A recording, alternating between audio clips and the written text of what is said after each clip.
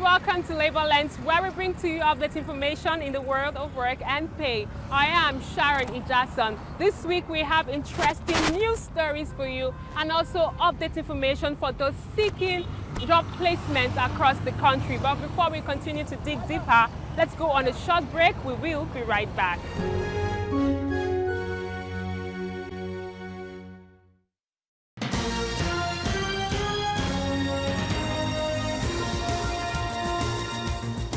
The clamor for the increase of minimum wage has continued to be on the front burner by Nigerian Labour Congress following the economic downturn in the country. This led to the federal government setting up a committee to come up with a way forward to ensure that Nigerian workers are well rewarded for their labor.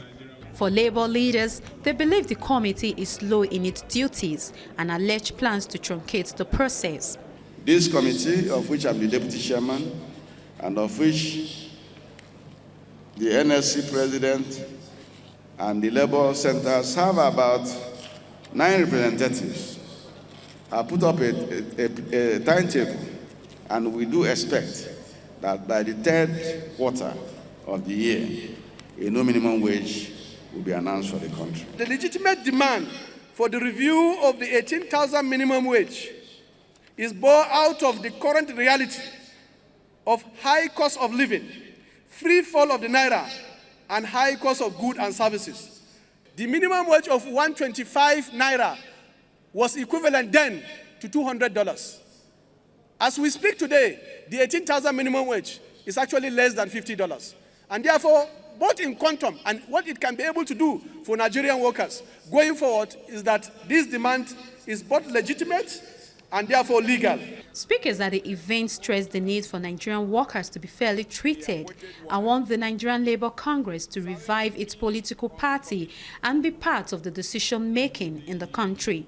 Working peoples in our country deserve better electoral processes, deserve better policy processes, and they deserve better governance processes.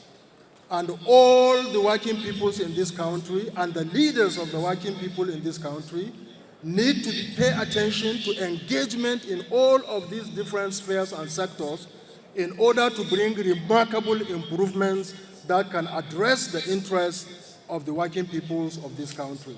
We must continue to perfect the skill of negotiation, of persuasion, but it will not bring about fundamental changes. You will need to acquire political power, and you don't need to doubt whether you have that capacity. If a man who is as short as myself can do it, those of you who are 6-footers can do it even faster. We are the only symbol, the epitome of social change in this country. Our opinion is we need to get back to the drawing board and see how we go beyond our traditional role of just protecting the welfare of workers and the downtrodden, and also be active participants in the political development or evolution of this country. In 1978, the labor union was born with the aim of advocating and struggling for a better working condition for Nigerian workers. The celebration saw dignitaries and past labor leaders in attendance.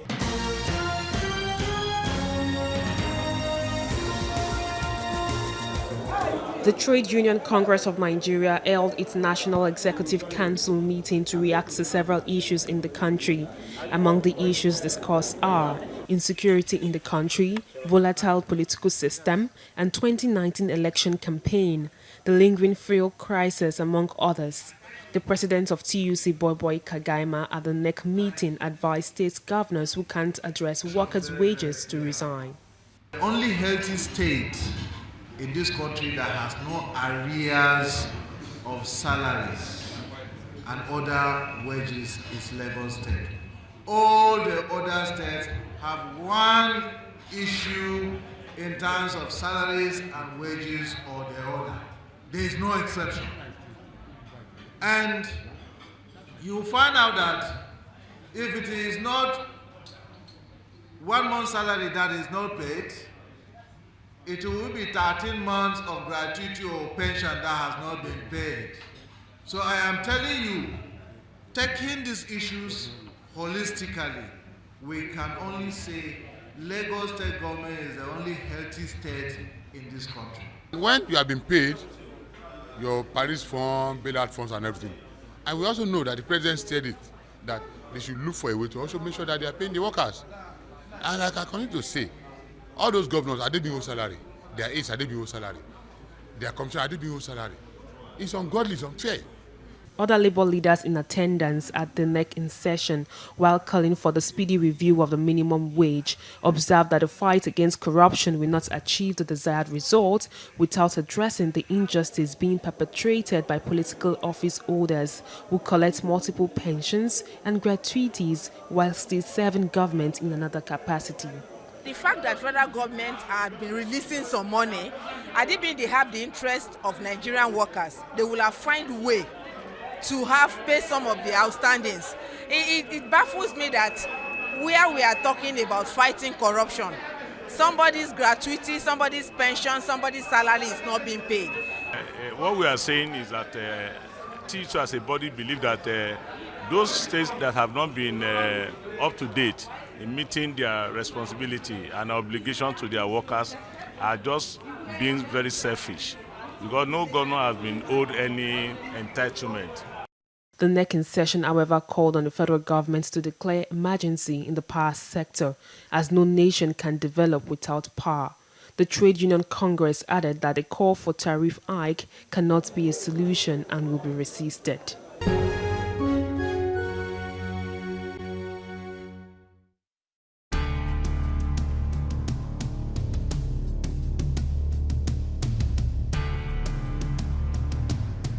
The Nigerian Maritime Labour Act, enacted in 2003 by Nigeria's National Assembly, helped in forming a joint maritime industrial council, which is expected to translate to better working conditions for dock workers, seafarers, NPA workers and others.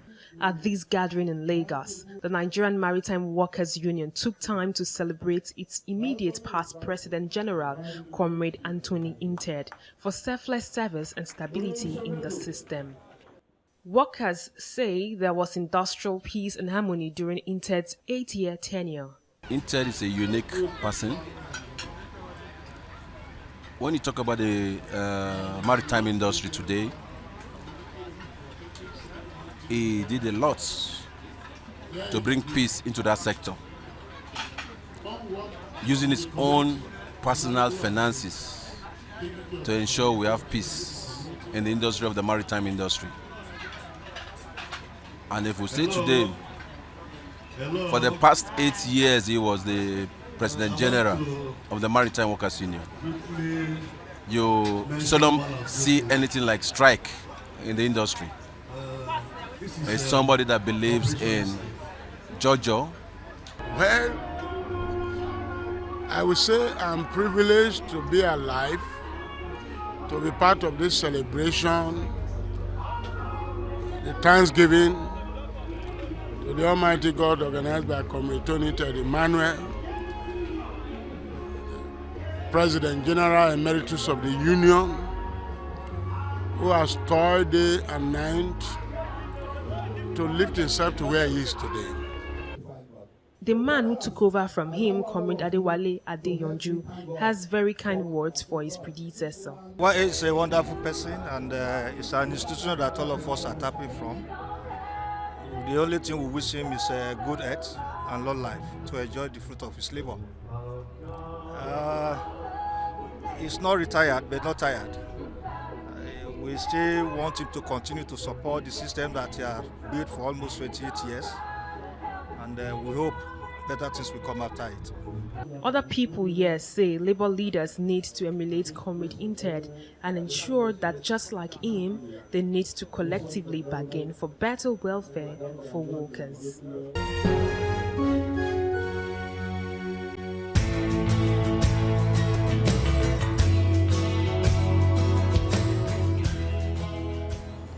On the profile interview segment this week, I will be speaking with the former President General of the Maritime Workers Union. He will be sharing with us his experience as the president of the union and also his expectations from the maritime sector. Join me.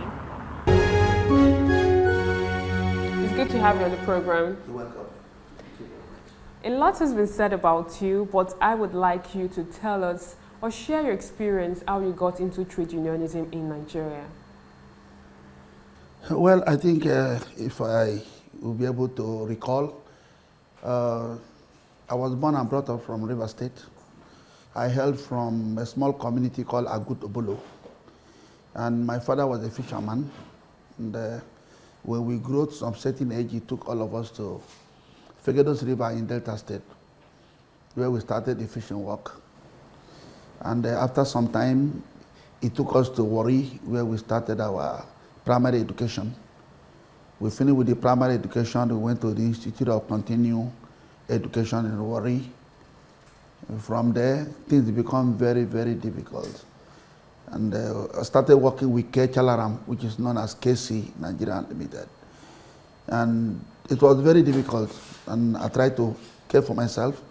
My father was a fisherman who would not want any of us to go to school. He wanted us to get into fishing, which we said no, it's not going to work, myself and my senior brother. And we decided to manage ourselves with the little way we can. And from there, I joined the Maritime Workers Union. Then it was the dock workers branch of the Maritime Workers Union. We don't have what we call maritime. It was the major that brought in the Maritime Workers Union we're talking today. The Trade Union Amendment Decree 4 of 1996 brought in the major. Otherwise, before it is the Dock Workers Union. So I was working with the dock workers. They saw me, said, this man is very productive. We want you to be the head of the 10-man representative. I started from there. As I was doing that, I was saying, I'm going to school. That's how I managed my life until they elected me as the district chairman of the Delta Port, the Warri Dock Workers branch of the union. And after about some few years, I was elected as the zonal vice president in Warri. Then after some years, I don't need to recall the years, and I was elected as the president of the Dock Workers branch.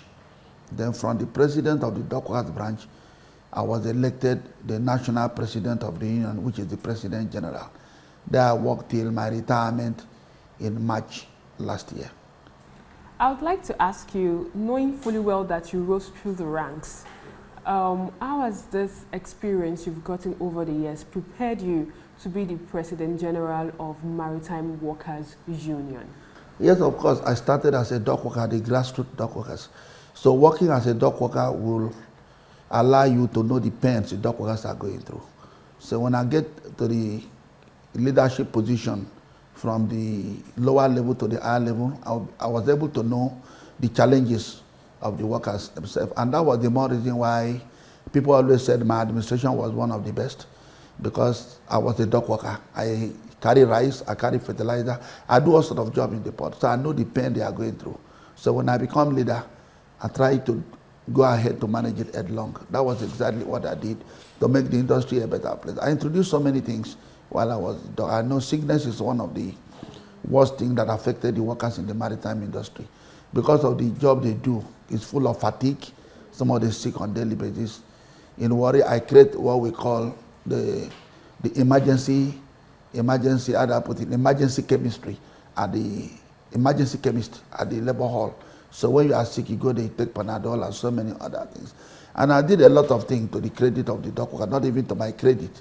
And today, the whole maritime industry has done very, very well, because I know the pain of the workers. That was why I was able to do little things I have done when I get to leadership position. The dock workers are known to be people that could be violent at times. Well, you were the president of the dock workers, and when you later become the president general of the Maritime Workers Union, I would like you to share your experience, how you were able to put sanity into the sector and organize the men you were handling. Yeah, I understand the system. I'm also a victim of circumstances, because in the dock we fought, We settle, people do a lot of pilfering and so on and so forth in the port. But I'll never get myself involved. But I know the situation. I know if we do not do what we did, the industry will not be a better place. First, we put God first. When we came on board, we started doing what we call docker restoration. Some week you find about 1,000 people at the hall. Sometimes you have 500 people. We preach, we teach them about moral. That is the first thing we do. Because some people bring up their children without the moral value. So this is what we do on daily basis. We preach, we let them understand stealing is not acceptable by God. And anybody that break the container or do pilfering in the port, that person will be suspended from the industry. And that we did. And if you fight on duty, we also give you suspension. And we also know that insubordination to superior is not the right thing to do. So we put them into check that when you insult any of the supervisor or supercargo, you'll be sent out of the industry. So this also brings sanity into the industry. When you do pilfering, we send you home. So there are people that will serve as a deterrent to other dockers who are in the port. So that is how we bring sanity into the system, most especially putting God first. That works for us because each time we talk to them, they understand. There was a day I was preaching in the port, I was talking about love. And I made it clear to them that anybody that tie all this local juju, they always call, go and pull it, otherwise your life will become miserable. I behave like if the angel of God are speaking to me, that I was poured out with the Holy Ghost. So I was talking to them. So many people remove those things and throw it away. And they feel that truly God is talking to me. This is how some of them even came to know God. We do it on a weekly basis and it helped the industry to be what it is today. And we also put some type of what we call discipline. Because we always believe that sometimes discipline is better than persuasion. I go to the port. Going to that you said God first and discipline. How key is this to an average worker across the country? Yes, let me talk about the maritime industry. I don't know, for maritime industry, the dock workers, the seabed, the Nigeria Port Authority, the shipping members of the maritime workers are very decent people. Because when they commit an offense, you discipline irrespective of where you come from.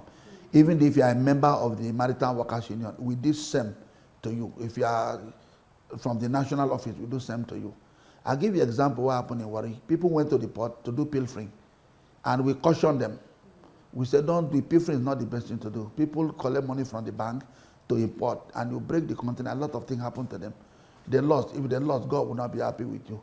They continue again, and we brought them to the labor hall, called the wives, the children to come, and we flogged them in the presence of their wives, so that next time they will not do that. And until I left Warri, pilfering reduced to the bare, not even 1%, to the barest minimum. Though people make a lot of critics, why must you flog worker in the hall, so on and so forth. But we did it so that that will serve as a deterrent to those who never want to have a rethink about stealing and so on and so forth. That was what we did. The issue of collective bargaining was one issue that was disturbing, especially when it comes to workers' welfare before you became the President General of the Maritime Workers Union. Can you share with us what you did to ensure that workers have a good bargain? Yeah, I think when we came on board, it was very, very bad. Even in my time as a dock worker, nothing to write home about. When you finish with the job, you go home, nothing. But when we came on board, we must give credit to the former MD of Nigerian Port Authority, Alhaji Abu Salam, who met with me and said, Tony, what do we do? There's a lot of disparity in the industry in respect of payment. Some terminal will pay 20,000, while some terminal will pay 5,000. Most of them are on casual basis. That the best thing we need to do is to try to see how we can work out a minimum standard for the dock workers. And that was what we did. We do that negotiation for about 3 months at Akudu when I came on board, and we were able to arrive at a certain figure, even though not too good. But as we started to improve on it year after year, it became a better condition of service for dock workers. So can you tell us what amount it was before now and what amount it is when you left? Yeah, I think when we started it was about 50,000 naira per ton. 50,000 per ton, 50 naira per ton, I mean.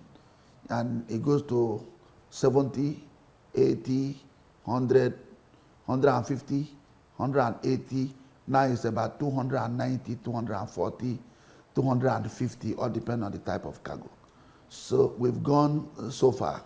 And if not for the global recession by now, it would have been, we're talking about 300 to 400 per ton.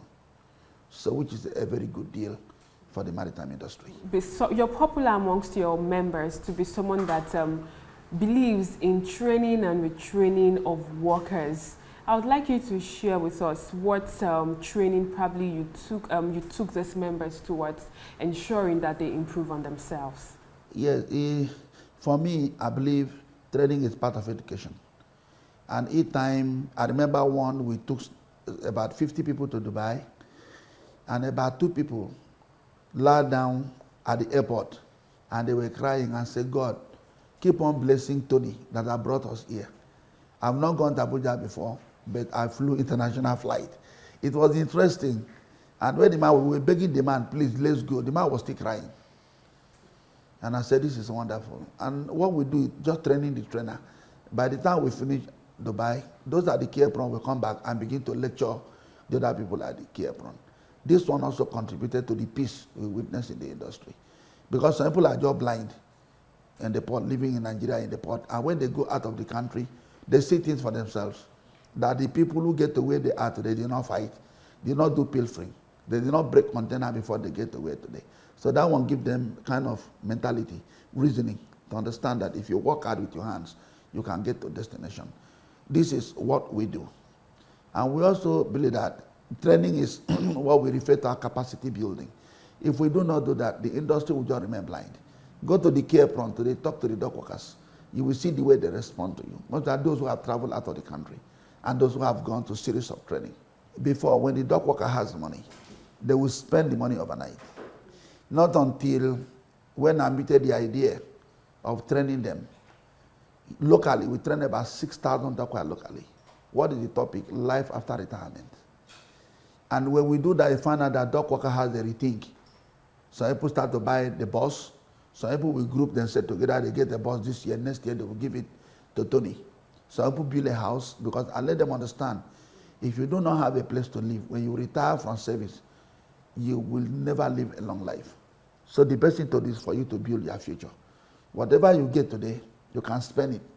But at the exit, if you do not have anything to rely on, you are useless. So when we discuss with them, they come to understand that if they do not do that, their life will become miserable. So the dock workers themselves started giving the same training to their fellow dock workers. If you are not doing well, they will accuse you. They will ask you at the end of the day, what have you achieved? They will ask you. They will come to the hall. People ask questions, what have you achieved? It becomes a competitive business. Everybody wants to achieve something that, oh, when I leave the industry, this is what I'm going to do. So we've done a great job in that regard. That training is very, very important. And the topic we choose for that training is also very important, life after retirement. And the doctors are doing very, very well today. As someone that spent lots of years in trade unionism, what do you have to say about modern trade unionism in Nigeria? Okay, it's simple. Like before now, the union we run before now, not my own union, the people I met before now, the union of banking table. I remember our predecessors, when they go to MPA, if nothing happens, they bank table, they fight, they go on strike, they scatter table, they do a lot of things. Even the management are even being threatened.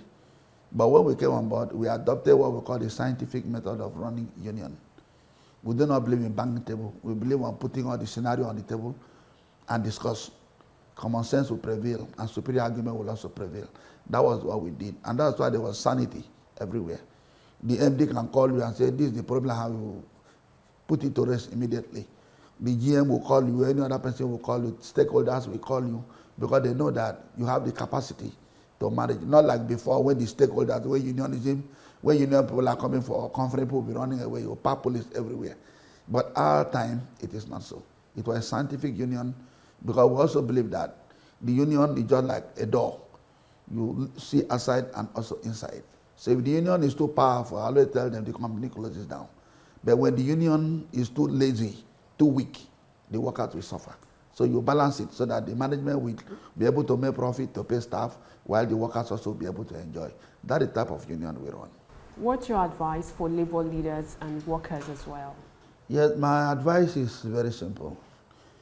You know, for some few years ago, what happened between the Nigerian Labour Congress, where they conducted the election, is so sad. If we Labour can behave like animals, what are we going to tell the politicians? It's so sad. They fought. They tore the ballot ball as if they were PDP and APC fighting on the battlefield.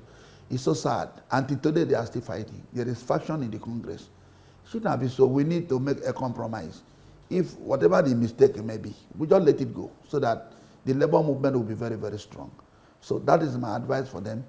They need to bury the hatchet and work together. If we don't have a united Labour front, then we cannot confront the government. Talking about minimum wage, talking about a lot of things, Bokara, a lot of things are happening, but nothing happened. Look at the other Ajore group, give government ultimatum, they want to go on strike. Then the next day, Ayuba group, just turning Labour to a laughing stock, which is very, very bad. So we advise them to have a rethink so that Labour could be united.